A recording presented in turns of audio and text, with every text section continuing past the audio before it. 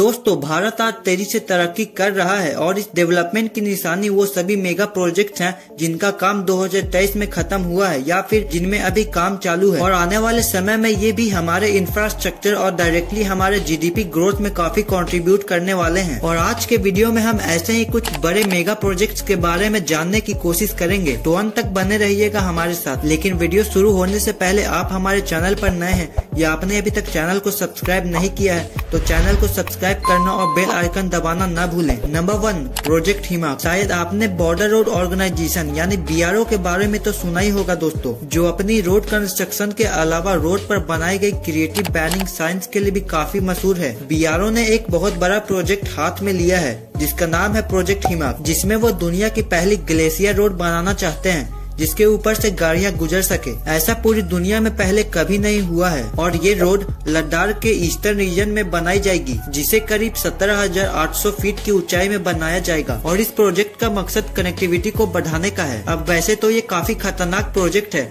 लेकिन अगर ये सक्सेसफुल हो जाता है तो फिर ग्लेशियर तक पहुँचने का रास्ता भी काफी आसान हो जाएगा और एयर ग्लेशियर्स का एक्सेस भी हमें मिल जाएगा, जहाँ जाना मौजूदा समय में असंभव माना जाता है। रोड बनाना तो एक प्रॉब्लम है ही, लेकिन इसके साथ परेशानी यह भी है कि साल भर में यहाँ कभी स्नो गिरती है, कभी टेम्परेचर बदल जाता है, जिस वजह से ये काम और भी ज्यादा मुश्किल हो जाता है। Number 2, Chenab rail bridge. दोस्तों ये ब्रिज जम्मू एंड कश्मीर की यूनियन टेरिटरी में बनाया जा रहा है और वो बनने के बाद दुनिया का हाईएस्ट रेलवे ब्रिज होगा। ये ब्रिज करीब 1315 किलोमीटर लंबा होगा और सी लेवल से 359 मीटर की ऊंचाई पर बनाया जाएगा, जो लगभग बुर्ज खलीफा की आधी हाइट से थोड़ा सा ही कम है। इस ब्रिज को बनाने के लिए सरकार करीब 1482 करोड़ रुपए खर्च कर रही है और माना जा रहा है कि इसकी design speed 100 kilometre per hour होगी और ये अगले 120 साल तक मेंटेनेंस के साथ ऐसे ही टिका रह सकता है। इस ब्रिज का मेन मकसद यहाँ के लोगों की जिंदगियों को आसान बनाने का है, जो कि वेदर कंडीशंस के कारण ट्रैवल नहीं कर पाते हैं। साथ ही इस ब्रिज की वजह से जब यहाँ कनेक्टिविटी बढ़ेगी तो फिर प्राइवेट इन्वेस्टमेंट भी यहाँ पर आ जाएगी, जिससे इस रीजन को इकोनॉमिकली प्रोग्रेस करने का मौका मिलेगा। सरकार का कहना है कि 2023 के अंत तक ये प्रोजेक्ट पूरा हो जाएगा और 2024 से ही इसमें ट्रेन चलना शुरू हो जाएगी। नंबर 3,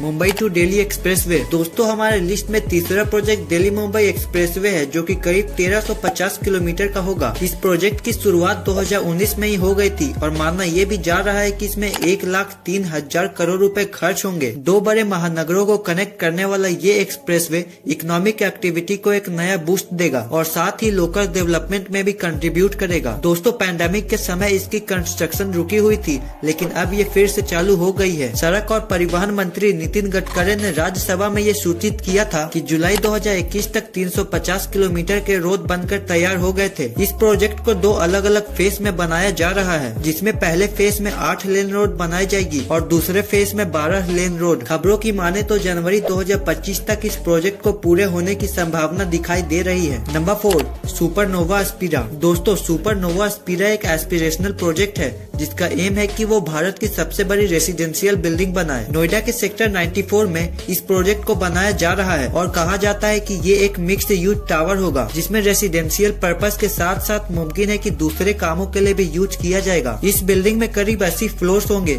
और इसकी ऊंचाई 300 मीटर की होगी। सुपरटेक जो कंपनी इस प्रोजेक्ट को बना रही है उसके मुताबिक 90% काम पूरा हो चुका है और मुमकिन है कि 2024 के अंत तक इसे पब्लिक के लिए ओपन कर दिया जाएगा। अपने कंप्लीशन के बाद ये बिल्डिंग भारत का सबसे बड़ा स्ट्रक्चर होगी और इसकी height world one sky scraper से भी बड़ी होगी, जो कि मुंबई में स्थित है। Number 5, Mumbai ropeway project. वैसे तो आप सबने कभी न कभी रोपवे की सवारी तो की ही होगी, पर क्या आपने समुद्र के ऊपर कभी रोपवे की सवारी की है? अगर नहीं की तो अब आप अपने देश के मुंबई में आपको ये देखने को मिल सकता है, क्योंकि मुंबई में MMRD की निगरानी में भारत का सबसे पहला और सबसे लंबा रोपवे बनाने का काम चल रहा है, जो कि लगभग 8 किलोमीटर लंबा होगा, जो कि मुंबई के पूर्वी तट में सेवरी और रायगढ़ जिले के ऐतिहासिक एलिफेंटा द्वीप के बीच बनाया जा रहा है। इस रोपवे के तैयार होते ही सेवरी से एलिफेंटा केव तक का सफर मात्र 14 मिनट में पूरा हो जाएगा। वैसे तो इस रोपवे का काम शुरू किया जा चुका है, जिसमें 30 मीटर वाली केबल कारें होंगी, जिसमें कुल 8 से 11 टावर लगाए जाएंगे, जिसमें समुद्र के बीच में 50 मीटर से 150 मीटर की ऊंचाई तक अलग अलग टावर लगाए जाएंगे। इसके बनने के बाद टूरिज्म को काफी बढ़ावा मिलेगा, जिससे उम्मीद की जा रही है कि इसे सालाना 378 करोड़ रुपए की कमाई होगी। नंबर 6,